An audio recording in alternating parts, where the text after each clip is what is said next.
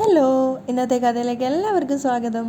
അങ്ങനെ ദേവയാനിയാണെങ്കിൽ നയനയും ആദർശിനെയും പുറത്തു പോയിട്ട് വരാൻ വേണ്ടി കാത്തിരിക്കുകയാണ്. അങ്ങോട്ടേക്ക് വന്നിട്ട് ജലജ ചോദിക്കുന്നുണ്ട്, ഇതെന്താ ഏട്ടത്തി ഇതുവരെ ഉറങ്ങിയില്ലേ? ആ, കിടക്കണം. ദേവയാനി വലിയ താല്പര്യമില്ലാത്ത മട്ടിലാണ് പറയുന്നത്. അപ്പം ജലജ പറയുന്നുണ്ട്, ഇനി മോനും മരുമകളും വന്നിട്ടായിരിക്കും കിടക്കുള്ളൂ. അപ്പോൾ ദേവയാനി ദേഷ്യത്തോട് പറയാണ്, അതൊക്കെ നീ എന്തിനാ അറിയുന്നേ? നിനക്ക് പോയി കിടന്നൂടെ? അപ്പോൾ ജലജ പറയുന്നുണ്ട്, അല്ല, മോനെയും മരുമോളെയും കാത്തിരിക്കുകയാണെങ്കിൽ അവരിനി വെളുപ്പാൻ കാലത്തേ വരുള്ളൂ എന്ന് നിന്നോടാരാ പറഞ്ഞേ? പറയേണ്ട കാര്യമുണ്ടോ? അവളുടെ കൂടെയല്ലേ പോയത്. അപ്പോൾ പിന്നെ അവൾ പരമാവധി ചുറ്റിയടിച്ചിട്ടേ വരത്തുള്ളൂ. എൻ്റെ ഏട്ടത്തി, പിണങ്ങിപ്പോയ പെൺകുട്ടികളെ അവരുടെ വീട്ടിൽ പോയി വിളിച്ചാലുണ്ടല്ലോ അവരൊടുക്കത്തെ ഡിമാൻഡ് ഇടും. അപ്പോൾ ദേവയാനി പറയുന്നുണ്ട്, അങ്ങനെ അവൾ തിരിച്ചു വന്നതുകൊണ്ട് നമ്മുടെ ജോലി ഭാരം കുറഞ്ഞില്ലേ? എങ്കിൽ പിന്നെ എന്തിനാ ഏട്ടത്തി ഏതു നേരവും അവളെ വിമർശിക്കുകയും കുറ്റപ്പെടുത്തുകയൊക്കെ ചെയ്യുന്നത്? അവളെ കാണുമ്പോൾ അങ്ങനെയൊക്കെ ചെയ്യുന്നുണ്ടെങ്കിലും ജോലി ഭാരം കുറഞ്ഞതിൻ്റെ ഒരു ആശ്വാസം എനിക്കുണ്ട്. അത് കേട്ടപ്പോൾ ജലജ പരിഹസിക്കുന്നുണ്ട്, ഏട്ടത്തിയെ രണ്ടു വള്ളത്തിലും കാലുവെച്ച് നടക്കുക, ഒരു നിലപാടില്ല. എനിക്ക് എൻ്റേതായ നിലപാടുണ്ട്. മീനാക്ഷി ആഴ്ചയിൽ 1-2 ദിവസമാണ് വരുന്നത്. ബാക്കി എല്ലാ ദിവസവും അവൾ ചെയ്യേണ്ട പണി കൂടി നയനയാ ചെയ്യുന്നത്. അവളെ ഞാനൊരു മരുമകളായിട്ടല്ല ജോലിക്കാരിയായിട്ടാണ് കാണുന്നത്. പിന്നെ നിന്റെ മരുമകളെ ജോലി ചെയ്യിപ്പിക്കാൻ പറ്റാത്തത് നിന്റെ കഴിവുകേടാ. അപ്പം തന്നെ ജലജ പറയുന്നുണ്ട്, എന്നെ കുറ്റപ്പെടുത്തുമ്പോഴും ഏട്ടത്തി ഒരു കാര്യം മനസ്സിലാക്കണം. അവൾ വലിയ വലിയ ഡിസൈൻസ് ഒക്കെ വരച്ച് ഇവിടെ എല്ലാവരുടെയും മനസ്സ് കവർന്നെടുത്തിരിക്കുക. അതുകൊണ്ട് മിക്കവാറും അവൾക്ക് നമ്മുടെ കമ്പനിയിൽ ആദർശ് ഒരു ഉയർന്ന പോസ്റ്റിലുള്ള ജോലി കൊടുത്താൽ അതിൽ അത്ഭുതപ്പെടാനൊന്നുമില്ല. അങ്ങനെ വന്നാൽ രാവിലെ ആദർശിനൊപ്പം അവൾ പോവും, ഒന്നിച്ച് തിരിച്ചു വരികയും ചെയ്യും. പിന്നെ വീട്ടുജോലിക്ക് അവളെ കിട്ടില്ല. അപ്പോൾ ദേവയാനി പറയാണ്, അതൊക്കെ നടന്നെന്ന് പറഞ്ഞാൽ മതി. നയന അങ്ങനെ ഒരു ജോലി ആവശ്യപ്പെട്ട ഉറപ്പായും ഈ വീട്ടിലുള്ളവർ അവൾക്കത് കൊടുക്കും. ജലജ സംശയത്തോടെ പറയാണ്. അപ്പം ദേവയാനി പറയുന്നുണ്ട്, എന്തായാലും അവൾ വരച്ച ഡിസൈൻ കൊണ്ട് കമ്പനിക്ക് നഷ്ടമല്ല, ലാഭമാണ് ഉണ്ടായിട്ടുള്ളത്. അതുകൊണ്ട് കൂടുതലായിട്ട് നമുക്ക് അവളെ വിമർശിക്കാനൊന്നും കഴിയില്ല. പക്ഷേ ആദർശിനെ മാറ്റിയെടുക്കുന്ന അവളോട് എനിക്ക് വെറുപ്പ് തന്നെയാണ്. അത് ഞാൻ എവിടെയും പ്രകടിപ്പിക്കും. അപ്പോൾ ജലജ പരിഹസിക്കുന്നുണ്ട്, കാൽച്ചുവട്ടിലെ മണ്ണ് ഇപ്പോൾ കുറച്ചൊക്കെ ആയിട്ടാണ് ഒലിച്ചു പോയിക്കൊണ്ടിരിക്കുന്നത്. ഇനി അത് പൂർണ്ണമായിട്ടും ഒലിച്ചു പോകും. അങ്ങനെയൊക്കെ ജലജയോട് പറഞ്ഞെങ്കിലും ദേവയാനിയുടെ ഉള്ളിൽ ആകെ ഒരു ടെൻഷനായിരുന്നു. അതേസമയം ഹോട്ടലിലിരുന്ന് ഭക്ഷണം കഴിക്കാൻ ആദർശം നയനയും. അപ്പോൾ ആദർശം നയനോട് പറയുന്നുണ്ട്, ഇനി നിനക്ക് ഇഷ്ടപ്പെട്ടത് എന്താണെന്ന് വെച്ചാൽ അതൊക്കെ പറഞ്ഞോ? ഏയ്, എനിക്കൊന്നും വേണ്ട. നയന സ്നേഹത്തോട് പറയാണ്, മുത്തശ്ശൻ പറഞ്ഞിട്ടുണ്ട് ഇടയ്ക്കിടയ്ക്ക് നിന്നെ പുറത്തു കൊണ്ടുപോകണമെന്നും നിനക്ക് ഇഷ്ടപ്പെട്ടതൊക്കെ വാങ്ങിത്തരണമെന്നും ഒക്കെ. അപ്പം നയന മനസ്സിൽ വിചാരിക്കുകയാണ്, എന്നാലും സ്വന്തം ഇഷ്ടപ്രകാരമാണെന്ന് പറയരുത് കേട്ടോ. എല്ലാം മുത്തശ്ശൻ്റെ തലയിൽ തന്നെ കെട്ടിവെച്ചോണം. അപ്പോൾ ആദർശ് ചോദിക്കുന്നുണ്ട്, നീ എന്താ ചിന്തിക്കുന്നേ? ഏയ്, ഒന്നുമില്ല. മുത്തശ്ശനെ ബോധിപ്പിക്കാനായിട്ടല്ലാതെ എന്നെ ആത്മാർത്ഥമായിട്ടൊന്ന് സ്നേഹിച്ചാൽ മാത്രം മതി. ആ, ശ്രമിക്കാം, ആദർശ് പറയുന്നുണ്ട്. അപ്പം നയന ചോദിക്കുകയാണ്, അല്ല, ഇനി നമ്മൾ എങ്ങോട്ടേക്കാണ് പോകുന്നത്? നീ പറയുന്ന എവിടെ വേണമെങ്കിലും പോവാം. ഇനിയിപ്പോൾ ഈ രാത്രി നമ്മൾ എങ്ങോട്ടേക്ക് പോവാനാ? അപ്പം ആദർശ് പറയുന്നുണ്ട്, രാത്രി നിനക്ക് എൻ്റെ ഒപ്പം ചുറ്റാൻ ഇഷ്ടമല്ലേ? അതൊക്കെ ഇഷ്ടമാണ്, പക്ഷേ അമ്മ ഇപ്പോൾ കാത്തിരിക്കുകയായിരിക്കും. അമ്മയ്ക്ക് ഈ സമയത്തൊക്കെ കിടന്ന് ഉറങ്ങിക്കൂടെ? ആദർശ് തന്നെ പറയുകയാണ്, നല്ല സിനിമയൊന്നും ഇറങ്ങിയിട്ടില്ല, അല്ലെങ്കിൽ നാളെ ഈ സമയത്തൊരു സിനിമയ്ക്ക് പോകായിരുന്നു. അപ്പം നയന അതിശയത്തോട് ചോദിക്കുകയാണ്, നാളെ നമ്മൾ പുറത്തേക്ക് പോകുന്നുണ്ടോ? അങ്ങനെ ഇറങ്ങണമെന്നാണ് മുത്തശ്ശൻ പറഞ്ഞിരിക്കുന്നത്. ആദർശ് അങ്ങനെ പറയുന്ന കേട്ടപ്പോൾ നയനക്ക് ചിരി വരികയാണ്. അപ്പം അവൻ ചോദിക്കുന്നുണ്ട്, അല്ല, നീ എന്തിനാ ചിരിക്കുന്നത്? ഏയ്, ഒന്നുമില്ല. ഇതുപോലെ ഒരു മുത്തശ്ശൻ എനിക്കുണ്ടായത് നിന്റെ ഭാഗ്യം. അപ്പം നയന പറയുന്നുണ്ട്, അത് എൻ്റെ മാത്രമല്ല, എല്ലാവരുടെയും ഭാഗ്യ. സത്യം പറയാലോ, എല്ലാ തറവാട്ടിലും ഇതുപോലുള്ളൊരു മുത്തശ്ശന്മാർ വേണം, എങ്കിലേ അവിടുത്തെ മക്കളൊക്കെ നല്ലത് പഠിക്കുള്ളൂ. അപ്പം ആദർശ് പറയുന്നുണ്ട്, മുത്തശ്ശൻ എന്ന് വെച്ചാൽ എനിക്കെൻ്റെ ദൈവത്തിനെ പോലെയാ. അപ്പം നയന പറയുന്നുണ്ട്, അതെ, എനിക്കൊരാഗ്രഹമുണ്ട്, പറയട്ടെ എന്ന് പറഞ്ഞുകൊണ്ട് അവൾ അറിയാതെ ആദർശിൻ്റെ കയ്യിലേക്ക് പിടിക്കുകയാണ്. അപ്പോൾ ആദർശും സ്നേഹത്തോടെ അത് നോക്കുന്നുണ്ട്. പെട്ടെന്നാണ് നയനക്ക് അബദ്ധം മനസ്സിലായത്. അപ്പം പെട്ടെന്ന് അവൾ കൈ പിൻവലിക്കുന്ന സമയത്ത് ആദർശ് പറയുന്നുണ്ട്, നിന്റെ ഏത് ആഗ്രഹവും സാധിച്ചു തരണമെന്നാണ് മുത്തശ്ശൻ എന്നോട് പറഞ്ഞിട്ടുള്ളത്. സാധാരണ 10 മണിയൊക്കെ ആകുമ്പോഴേക്കും നീ ഉറങ്ങാറുണ്ട്, പക്ഷേ ഇന്നത് നടക്കില്ല. അത് നമ്മൾ കുറച്ചൊക്കെ പുറത്തൊക്കെ ചുറ്റിയടിച്ചിട്ടേ പോവുള്ളൂ. അപ്പം നയന പറയാണ്, എനിക്കൊരു കുഴപ്പമില്ല, ആദർശേട്ടനൊപ്പം എത്ര നേരം വേണം നിൽക്കുക, എനിക്ക് പ്രശ്നമില്ല. പക്ഷേ ഇതിൻ്റെ പേരിൽ പിന്നീട് പ്രശ്നങ്ങളൊന്നും ഉണ്ടാവാതിരുന്നാൽ മതി. ആ, ഇനി പ്രശ്നങ്ങളുണ്ടായാലും ഞാനതൊന്നും കാര്യമാക്കുന്നില്ല. ഇങ്ങനെയുള്ള നിമിഷങ്ങളാണ് ജീവിതത്തെ മനോഹരമാക്കുന്നതെന്നാണ് മുത്തശ്ശൻ പറയുന്നത്. നയന ആദർശിൻ്റെ ആ പ്രണയം ശരിക്കും എൻജോയ് ചെയ്യുന്നുണ്ടായിരുന്നു. അതേസമയം ദേവയാനി വീണ്ടും ഉറങ്ങാതിരിക്കുകയാണ്. ഉറക്കം വരാത്തതുകൊണ്ട് തന്നെ ജലജയെ അങ്ങോട്ടേക്ക് വന്നിട്ട് ചോദിക്കുന്നുണ്ട്, ഏട്ടത്തി കിടന്നില്ലേ? എനിക്ക് കിടന്നിട്ട് ഉറക്കം വന്നില്ല, ഏട്ടത്തി ഉറങ്ങാതിരിക്കുന്നത് കൊണ്ടായിരിക്കും. അപ്പം ദേവയാനി പറയാണ്, ഓ, അത്രയ്ക്ക് സ്നേഹമൊന്നും വേണ്ട കേട്ടോ. അപ്പം ജലജ വീണ്ടും പറയുന്നുണ്ട്, എന്നാലും സമയം ഇത്രയായില്ലേ ഏട്ടത്തി, ഇതുവരെ അവൻ അവളെയും കൊണ്ട് വന്നില്ലല്ലോ. വിളിച്ചിട്ട് എടുക്കുന്നുണ്ടോ? ഞാൻ വിളിച്ചൊന്നുമില്ല. എങ്കിൽ പിന്നെ ഒന്ന് വിളിച്ചു നോക്കിക്കൂടെ? അവർ വന്നാൽ ഏട്ടത്തിക്ക് കിടന്ന് ഉറങ്ങിക്കൂടായിരുന്നോ? അപ്പം ദേവയാനി ആദർശിൻ്റെ ഫോണിലേക്ക് വിളിക്കുകയാണ്. അതേസമയം ആദർശ് നയനയും ബീച്ചിലാണ് ഉണ്ടായിരുന്നത്. അവർ പ്രണയത്തോടു കൂടി അങ്ങനെ ഇരിക്കുകയാണ്, ആ ഒരു കടൽക്കാറ്റും ഒക്കെ കൊണ്ടുകൊണ്ട്. ആ സമയത്ത് ഫോൺ അടിയുന്ന സമയത്ത് ആദർശ് പറയുന്നുണ്ട്, ഏത് വിവരമില്ലാത്തവനാണോ ഈ സമയത്ത് വിളിക്കുന്നത്? ഫോൺ എടുത്ത് നോക്കുമ്പോൾ അമ്മയുടെ കോളാണ്. അപ്പം നയന ചോദിക്കുന്നുണ്ട്, ആരാ? അമ്മയാണ്. ആദർശ് ടെൻഷനോടെ പറയാണ്. അപ്പോൾ നയന പറയുന്നുണ്ട്, ഞാൻ പറഞ്ഞതല്ലേ അപ്പം തന്നെ നമുക്ക് തിരിച്ചു പോവാന്ന്. ഇനിയിപ്പോൾ എടുത്തു കഴിഞ്ഞാൽ വായിലിരിക്കുന്നത് മുഴുവൻ കേൾക്കണം. അപ്പോൾ ആദർശ് പറയാണ്, അതുകൊണ്ടല്ലേ ഞാൻ എടുക്കാത്തത്. എടുക്കുന്നില്ലേ? നയന ചോദിക്കുകയാണ്. അത് പിന്നെ മുത്തശ്ശൻ പറഞ്ഞിരുന്നു, നിന്നെയും കൊണ്ട് പുറത്തു പോകുമ്പോൾ ആര് വിളിച്ചാലും എടുക്കരുതെന്ന്. ഇനിയിപ്പോൾ എടുത്താലും കുറ്റപ്പെടുത്തും. അതുകൊണ്ട് അവിടെ ചെന്ന് കേൾക്കാനുള്ളതൊക്കെ ഒരുമിച്ച് കേൾക്കാം, അതാ നല്ലത്. ആദർശ് കോൾ എടുക്കുന്നില്ല എന്ന് കൂടി കണ്ടതോടെ ദേവയാനിക്ക് ഒന്നുകൂടെ ദേഷ്യമാവുകയാണ്. അതേസമയം ആദർശിൻ്റെ കൂടെ നിന്നിട്ട് നയന സങ്കടത്തോടെ പറയുന്നുണ്ട്, എനിക്ക് പേടിയാവുന്നു ആദർശേട്ടാ. അപ്പോൾ ആദർശം പറയാണ്, എനിക്ക് അതിനേക്കാളും പേടിയുണ്ട്. പിന്നെ ഇപ്പോൾ സപ്പോർട്ട് ചെയ്യാൻ ആൾക്കാരുള്ളത് കൊണ്ട് കുഴപ്പമില്ല, എല്ലാം മുത്തശ്ശന് വേണ്ടിയല്ലേ. അപ്പം നയന പരിഭവത്തോടെ പറയാണ്, അപ്പോൾ സ്വയം തോന്നിയിട്ടല്ല എന്നെ കൂട്ടിക്കൊണ്ട് വന്നത് അല്ലേ?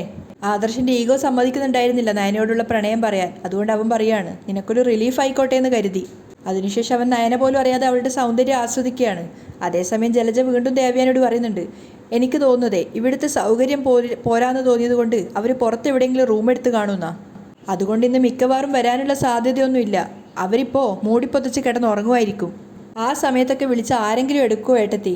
അവരുടെ മൊബൈൽ ഇപ്പോൾ സൈലൻ്റ് ആയിരിക്കും. അതുകൊണ്ട് ഏട്ടത്തിയും സൈലൻ്റ് ആവുന്നതാണ് നല്ലത്. നമ്മളൊക്കെ പല്ല് കൊഴിഞ്ഞ സിംഹങ്ങളെ ഏട്ടത്തി ഇപ്പോൾ. അതുകൊണ്ട് നമ്മുടെയൊക്കെ വാക്കുകൾ ഇപ്പോൾ ആരെങ്കിലും എടുക്കുമോ?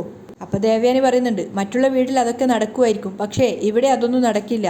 ഞാനിവിടെ വന്ന കാലത്ത് ആദർശിൻ്റെ മുത്തശ്ശനൊന്ന് നോക്കിയാൽ മതിയായിരുന്നു. എല്ലാവരും അതൊക്കെ അനുസരിക്കുകയായിരുന്നു. അതാണ് ഇവിടുത്തെ ചിട്ട. അത് പൊളിച്ചെഴുതാൻ ഞാൻ ഒരുത്തിയെ അനുവദിക്കില്ല. പൊളിച്ചെഴുതിയല്ലോ, അതുകൊണ്ടല്ലേ കോഴി കൂവുന്ന സമയമായിട്ടും അവൻ അവളെയും കൊണ്ട് വരാത്തത്. ജലജ ഒന്നുകൂടെ എരികേറ്റി കൊടുക്കുകയാണ്. ഈ വീട്ടിനകത്ത് കയറിയതിനു ശേഷം എന്നെ ഇവിടെ നിന്നും പുറത്താക്കാൻ ശ്രമിക്കുന്ന കനക എന്ന പെരിച്ചാഴിയുടെ മോളാണ് നയന എന്ന ചുണ്ടലി. അതുകൊണ്ടേ നമ്മളൊന്നും കണ്ടില്ല കേട്ടില്ല എന്ന് പറഞ്ഞ് ഒതുങ്ങിക്കൂടി നടക്കുന്നതാ നല്ലത്. വേറൊന്നും കൊണ്ടല്ല ഏട്ടത്തി, അമ്മമാരെ അമ്മൂമ്മമാരെയൊക്കെ പട്ടിക്കൂട്ടിൽ അടയ്ക്കുന്ന കാലായതുകൊണ്ടാ. ഇവിടെ പിന്നെ പട്ടിയെ വളർത്താത്തതുകൊണ്ട് കൂടുമില്ല. അതുകൊണ്ട് നമ്മൾ രക്ഷപ്പെട്ടു. ജലജ മാക്സിമം ദേവയാനിയെ എരികേറ്റി പരിഹസിച്ചിട്ടാണ് പോകുന്നത്. അതേസമയം അനാമിക ഉറക്കം വരാതെ ഇങ്ങനെ നിൽക്കുകയാണ്. ആ സമയത്ത് അവൾ ചിന്തിക്കുന്നുണ്ട്, അനിയെ ഒന്ന് വിളിച്ചു നോക്കിയാലോ. സാധാരണ ഈ സമയങ്ങളിൽ വിളിക്കുമ്പോൾ അവൻ്റെ ഫോൺ എൻഗേജ്ഡ് ആണ്. അവൻ ആ സമയത്തൊക്കെ നന്ദുവിനെ വിളിച്ചുകൊണ്ടിരിക്കാറായിരിക്കും. ഇപ്പോൾ വിളിച്ചിട്ട് എടുക്കുകയാണെങ്കിൽ നയന പറഞ്ഞതും അതുപോലെ തന്നെ അനി പറഞ്ഞതും ഒക്കെ സത്യമാണെന്ന് വിശ്വസിക്കാം. എന്നിട്ടാണ് അനാമിക അനിയെ വിളിച്ചു നോക്കുന്നത്. പക്ഷെ അവൻ്റെ ഫോൺ റിങ് ചെയ്യുന്നുണ്ടായിരുന്നു. മാത്രമല്ല അവൻ കോൾ അറ്റൻഡ് ചെയ്യുകയും ചെയ്തു. അപ്പോൾ അനാമിക പറയുന്നുണ്ട്, ഭാഗ്യം, ഞാൻ വിചാരിച്ചില്ല നീ കോൾ അറ്റൻഡ് ചെയ്യുന്നു. പിന്നെന്താ, എടുക്കില്ല എന്ന് കരുതിയോ? അനി ചോദിക്കുകയാണ്. സാധാരണ ഈ സമയത്തൊക്കെ നിന്നെ വിളിക്കുമ്പോൾ എൻഗേജ്ഡ് ആയിരിക്കും. ഇപ്പം സംസാരിക്കാൻ ആളില്ലല്ലോ, അതായിരിക്കും എടുത്തത്. അനാമിക വെറുതെ കുത്തുകയാണ്. അപ്പം അനി പറയുന്നുണ്ട്, ഈ തെറ്റിദ്ധാരണ നീ മനസ്സിൽ നിന്ന് കളയണം. നമ്മളെല്ലാം പറഞ്ഞ് അവസാനിപ്പിച്ചതാ. ഇനി ഒരിക്കലും നന്ദു നമ്മുടെ ജീവിതത്തിലേക്ക് വരരുത്. അപ്പം അനാമികയും പുഞ്ചിരിച്ചുകൊണ്ട് പറയാണ്, ഒരിക്കലും ഇല്ലടാ, നിന്നെ എനിക്ക് വിശ്വാസാ. നാളെ കാണാൻ പറ്റുമോ? എവിടെ വെച്ചാണെന്ന് പറഞ്ഞാൽ മതി. അനി പറയാണ്, എന്നും കാണുന്ന റെസ്റ്റോറൻറ്റിൽ വെച്ച് കാണാം. ശരി. അവർ കോള് കട്ട് ചെയ്യാണ്. കോള് കട്ട് ചെയ്തതും അനാമികയുടെ മനസ്സിൽ ഒത്തിരി സന്തോഷമാവുന്നുണ്ടായിരുന്നു. പക്ഷേ അനിയുടെ ഉള്ളു മാത്രം പൊള്ളുമായിരുന്നു. ആദർശും നയനയും വരുമ്പോൾ ഒരുപാട് ലേറ്റായിട്ടുണ്ടായിരുന്നു. അപ്പം വാതിൽ തുറക്കാൻ ശ്രമിക്കുന്ന ടൈമിൽ അകത്തുനിന്ന് ലോക്കാണ്. അപ്പം ആദർശ് പറയുന്നുണ്ട്, വാതിൽ ലോക്കായിരിക്കുകയാണല്ലോ, അമ്മ ഉറങ്ങിക്കാണില്ല. അതാ ഞാൻ പറഞ്ഞത് വരുന്ന വിവരം വിളിച്ചു പറയാൻ. എന്നാൽ പിന്നെ അകത്തോട്ട് പോകണോ? ആദർശ് ചോദിക്കുകയാണ്. പോകാതെ പിന്നെ? അപ്പോൾ ആദർശ് ആകെ വിഷമത്തിലാണുള്ളത്. അപ്പം നയന ചോദിക്കുകയാണ്, ആദർശേട്ടാ, നമ്മൾ ചെയ്തത് അത്ര വലിയ തെറ്റാണോ? ഈ സമയത്ത് ഇങ്ങനെ ചുറ്റുന്നത് ശരിയല്ല, പക്ഷേ നമ്മൾ പകൽ പുറത്തു പോയാൽ അമ്മയ്ക്കത് വലിയ വിഷമാവില്ലേ? അത് തെറ്റാണോ എന്നാണ് ഞാൻ ചോദിച്ചത്. അപ്പോൾ ആദർശ് പറയുന്നുണ്ട്, അങ്ങനെ എല്ലാ വീട്ടിലും തെറ്റുകളൊക്കെ മനസ്സിലാക്കിയിരുന്നെങ്കിൽ എവിടെയും ഒരു പ്രശ്നവും ഉണ്ടാവില്ലായിരുന്നു. രണ്ടുപേരും അകത്ത് കയറിയതും നയനയാണ് ആദ്യം തന്നെ ദേവയാനിയെ കാണുന്നത്. അപ്പം ദേവയാനിയെ അവിടെ ഉണ്ട് എന്നുള്ളത് ആദർശിന് പറഞ്ഞു കൊടുക്കുകയാണ്. അപ്പോൾ ആദർശ് പറയുന്നുണ്ട്, ലൈറ്റൊക്കെ ഇട്ടിട്ട് വന്നിട്ട് അമ്മയുടെ അടുത്ത് വന്നിട്ട് പറയാണ്, അമ്മയെ മുത്തശ്ശൻ വേണ്ട, മുത്തശ്ശൻ്റെ പേര് നീ പറയണ്ട, നിനക്കിപ്പോൾ ഇവളെ ഭയമാണല്ലോ. ഞാനെന്തിന് ഇവളെ പേടിക്കുന്നേ? ആദർശ് ചോദിക്കുകയാണ്. ഇവളുടെ വീട്ടിലേക്ക് പോകുമെന്ന് നിനക്ക് നല്ല ഭയമുണ്ട്. അതുകൊണ്ടാണ് ഈ സമയത്ത് പോലും നീ ഇവളെയും കൊണ്ട് പുറത്ത് ചുറ്റിയടിക്കുന്നത്.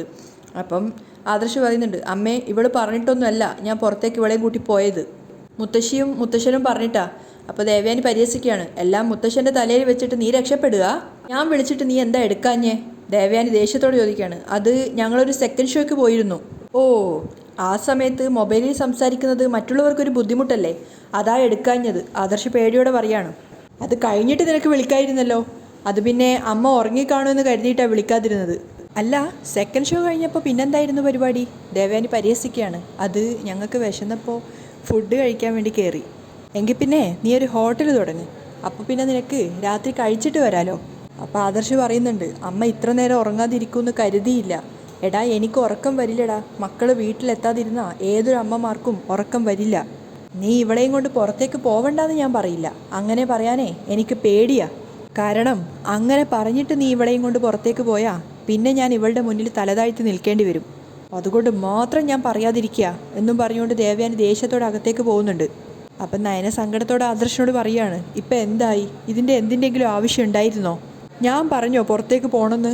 അപ്പം ആദർശ് പറയാണ്, അത് നിനക്കൊരു സന്തോഷമായിക്കോട്ടെ എന്ന് കരുതി പുറത്തേക്ക് പോയതാ. അതിന് രാത്രി പുറത്തു പോവേണ്ട കാര്യം ഉണ്ടായിരുന്നോ? നയന ചോദിക്കുകയാണ്. എടി, പകല് പുറത്തു പോകുമ്പോഴേ എല്ലാവരും കൂടെ നമുക്കൊപ്പം വന്നാലോ? അന്നൊരു ദിവസം നിന്നെ പാർട്ടിക്ക് പുറത്തു കൊണ്ടുപോയപ്പോൾ ഈ വീട് മുഴുവനായിട്ടല്ലേ അന്ന് വന്നത്. നമുക്കൊരു പ്രൈവസി വേണ്ടേ? അപ്പം നയന ചോദിക്കുകയാണ്, എല്ലാം മുത്തശ്ശൻ പറഞ്ഞിട്ട് ചെയ്യുന്നതല്ലേ, പിന്നെ എന്തിനാ ഇപ്പോൾ ഒരു പ്രൈവസി? അതിനും ആദർശിൻ്റെ അടുത്ത് മറുപടിയുണ്ട്. മുത്തശ്ശൻ നമ്മൾ രണ്ടുപേരും മാത്രം പോകണമെന്നാണ് പറഞ്ഞിരിക്കുന്നത്. അല്ല, അമ്മ വിഷമിച്ചു പോയതിൽ ഒരു സങ്കടവും തോന്നുന്നില്ലേ? നയന ചോദിക്കുകയാണ്. സങ്കടമൊക്കെ തോന്നുന്നുണ്ട്. പിന്നെ നീ ഇപ്പോൾ ചോദിച്ചതുപോലെ നമ്മളൊരു തെറ്റും ചെയ്തിട്ടില്ലല്ലോ. നമ്മുടെ ഭാഗത്ത് തെറ്റുണ്ടെങ്കിൽ പിന്നെ നമ്മൾ വിഷമിക്കേണ്ട കാര്യമില്ലല്ലോ. ആദർശിൻ്റെ മറുപടി കേട്ടപ്പോൾ നയനക്ക് ചിരി വരികയാണ്. നീ എന്തിനാ ചിരിക്കുന്നത്? ഏയ് ഒന്നുമില്ല, ഇനിയെങ്കിലും കുറച്ച് കിടന്ന് ഉറങ്ങണം, നാളെ രാവിലെ എഴുന്നേൽക്കണ്ടേ. അങ്ങനെ രണ്ടുപേരും മുറിയിലേക്ക് പോവുകയാണ്. നയന നല്ല ഉറക്കത്തിലാണ്. പക്ഷെ ആദർശിന് കിടന്നിട്ട് ഉറക്കം വരുന്നുണ്ടായിരുന്നില്ല. അവൻ പ്രണയത്തോടെ നയനയെ നോക്കി നിൽക്കുകയാണ്. ആ സമയത്ത് ആദർശിന് കിരൺ പറഞ്ഞ വാക്കുകളാണ് ഓർമ്മ വരുന്നത്. എടാ, കഴിഞ്ഞ ദിവസം ഞാൻ മൂർത്തി സ്റ്റോറിൽ പോയപ്പോൾ അവിടെ നിൻ്റെ അച്ഛനുണ്ടായിരുന്നു. ഞങ്ങൾ കുറേ സമയം സംസാരിച്ചു. നിൻ്റെ അച്ഛനും മുത്തശ്ശനും മുത്തശ്ശിക്കൊക്കെ ഒരു വിഷമമുണ്ട്. എന്താടാ ഞാനറിയാത്തൊരു വിഷമം? ആദർശ് ചോദിക്കുകയാണ്. അത് എത്രയും പെട്ടെന്ന് നമുക്കൊരു ഡോക്ടറെ കാണണം. ആദർശ് അത് കേട്ടതും പേടിയാവുകയാണ്. എടാ, മുത്തശ്ശൻ എന്തെങ്കിലും കുഴപ്പമുണ്ടെന്ന് അച്ഛൻ പറഞ്ഞോ? മുത്തശ്ശനല്ല, നിനക്കാ കുഴപ്പം. അല്ല, നിനക്ക് മാത്രമാണോന്ന് അറിയില്ല. നീയും നയനയും കൂടെ ഒന്നിച്ച് ഒരു ഡോക്ടറെ പോയി കാണണം, ഗൈനക്കോളജിസ്റ്റിനെ. നയന ഇതുവരെ വിശേഷം അറിയിക്കാത്തത് അവരുടെ വിഷമം. കല്യാണി എന്നോട് ചില കാര്യങ്ങളൊക്കെ പറഞ്ഞായിരുന്നു. ഇപ്പോഴും ബെഡിൻ്റെ 2 വശത്തായിട്ടാണോ നിങ്ങൾ കിടക്കുന്നത്? അത് കേട്ടത് ആദർശ് പറയാണ്, എല്ലാം അവൾ കല്യാണിയെ വിളിച്ച് പറയുന്നുണ്ടല്ലേ? ഓ, അപ്പോൾ അത് സത്യമാണല്ലേ? ഒന്ന് പോടാ, എന്ത് സത്യം? ആദർശ് ദേഷ്യത്തോടെ പറയാണ്. എടാ, നീ ഇപ്പോൾ നയനയെ സ്നേഹിക്കുന്നുണ്ടെന്ന് എനിക്കറിയാം. കിരൺ പറയാണ്, അവളൊന്ന് മാറി നിന്നപ്പോൾ നീ അനുഭവിച്ച വേദന എത്രത്തോളാണെന്ന് നിൻ്റെ വീട്ടിലുള്ള എല്ലാവരും മനസ്സിലാക്കിയതാ. പിന്നെ മുത്തശ്ശൻ്റെ പേരും പറഞ്ഞാണ് നീ രക്ഷപ്പെടുന്നതെന്നാണ് നയന ഞങ്ങളോട് പറഞ്ഞത്. പിന്നെ എന്തായാലും ഒരു കുടുംബമാവുമ്പോൾ കുഞ്ഞുങ്ങളൊക്കെ വേണ്ടടാ. അതുകൂടെ ആയിക്കഴിഞ്ഞാൽ നിങ്ങൾ തമ്മിലുള്ള അറ്റാച്ച്മെൻറ്റ് കുറച്ചുകൂടെ മെച്ചപ്പെടും. അപ്പോൾ ആദർശ് പറയാണ്, എടാ, ഒരു കുഞ്ഞിനെ വളർത്താനുള്ള പക്വതയൊക്കെ അവൾക്കുണ്ടോ എന്ന് എനിക്ക് സംശയമുണ്ട്. അതൊക്കെ അവൾക്കുണ്ട്, നിനക്കുണ്ടോ എന്നുള്ള കാര്യം എനിക്ക് സംശയം. ആദർശ് വിഷയം മാറ്റാൻ വേണ്ടി കല്ലുമോൻ്റെ വിഷയം എടുത്തിടുമ്പോഴേക്കും ദേഷ്യത്തോടെ കിരൺ പറയുന്നുണ്ട്, കല്ലുമോന് കുഴപ്പമൊന്നുമില്ല, ഇപ്പം നിനക്കാണ് കുഴപ്പം. എടാ, നീ ഓരോന്ന് പറഞ്ഞ് എന്നെ വെറുതെ ടെൻഷനാക്കല്ലേ. ഞാനല്ല, നീയാണിപ്പോൾ എല്ലാവരെയും വിഷമിപ്പിച്ചുകൊണ്ടിരിക്കുന്നത്. കിരൺ പറയാണ്. എടാ, ഭാര്യയുടെ ആവശ്യങ്ങൾ അറിഞ്ഞ് മുന്നോട്ട് പോയില്ലെങ്കിൽ അത് നമ്മുടെ മൊത്തത്തിൽ ബാധിക്കൂടാ. അവരുടെ മനസ്സിൽ സന്തോഷം വരുമ്പോഴാണ് വീട്ടിനകത്തൊരു വെളിച്ചം കയറുന്നത്. അമ്മമാർ മാത്രമല്ല സ്ത്രീ എന്ന് പറയുന്നത്, ഭാര്യയും സ്ത്രീ തന്നെയാണ്. അത് നീ മനസ്സിലാക്കണം. ഇനിയിപ്പോൾ നിങ്ങൾക്കൊരു കുഞ്ഞുണ്ടാവരുതെന്ന് നിൻ്റെ അമ്മ ആഗ്രഹിക്കുന്നുണ്ടോ? കിരൺ ചോദിക്കുകയാണ്. അതേപ്പറ്റിയൊന്നും എനിക്കറിയില്ല. ഞാൻ അമ്മയോട് ഇതുവരെ അതൊന്നും ചോദിച്ചിട്ടില്ല. എങ്കിൽ നീ അത് ചോദിക്കണം. നിൻ്റെ അമ്മ ഇടയ്ക്കിടയ്ക്ക് പറയുന്നുണ്ടല്ലോ, നയനക്കും നവ്യക്കും ഒന്നും അനന്തപുരി തറവാട്ടിലേക്ക് വരാനുള്ള യോഗ്യതയില്ലെന്ന്. അത്രയും വലിയൊരു തറവാട്ടിലേക്ക് വന്നെന്ന് കരുതി അതൊരു പെൺകുട്ടിയുടെ ഭാഗ്യമാണെന്നൊന്നും പറയാൻ കഴിയില്ല. അങ്ങനെ വരുന്ന പെൺകുട്ടി അവളുടെ ഭർത്താവ് മനസ്സിലാക്കിയില്ലെങ്കിൽ അതേതൊരു പെൺകുട്ടിക്കും നരകാണടാ. അത് മനസ്സിലാക്കാനുള്ള സാമാന്യ ബുദ്ധിയും നമുക്ക് വേണം. അപ്പോൾ ആദർശ ദേഷ്യത്തോടെ പറയാണ്, ദേ, ഇപ്പോൾ ഏതു നേരം നിന്നെ കണ്ടാലും ഇത് തന്നെയാണ് സംസാരം. ഭയങ്കര ബോറായി തുടങ്ങി. അപ്പോൾ കിരൺ പറയുന്നുണ്ട്, ശരി, ഞാനൊരു ബോറനാണെങ്കിൽ ഇനി നമുക്ക് തമ്മിൽ കാണാതിരിക്കാം. പക്ഷേ ഭാര്യയും ഇനിയൊരു ബോറായിട്ട് തോന്നരുത്.